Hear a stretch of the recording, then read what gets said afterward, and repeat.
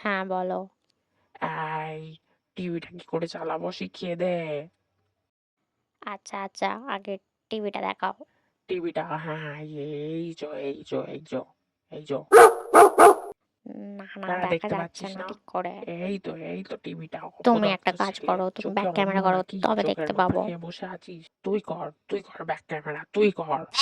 অপদার্থ ছেলে আমি বাবার উপর অর্ডার আমি করলে করছিস? হবে না ভাই। হ্যাঁ, বাবার উপর অর্ডার। একটা টিভি চালাতে পারিস না, আবার মুখে বড় বড় কথা।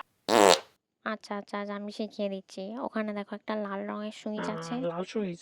হ্যাঁ হ্যাঁ, হ্যাঁ হ্যাঁ ওইটা হ্যাঁ, টেপো। এই তো। কেটে দিল কেন? কেটে দিলি? এত বড় সাহস তোর, বাবার মুখের ওপর আমি ফোনটা কেটে কাটিনি। দিলি?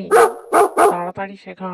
টিভিতে মমতা ব্যানার্জি इस सज्जन আসছে। को क्या तकलीफ বাবা, है भाई? অফিসে সবাই হ্যাঁ হ্যাঁ, শুনতে শুনুক পাচ্ছে। শুনুক, সবাই বেশি করে শুনুক।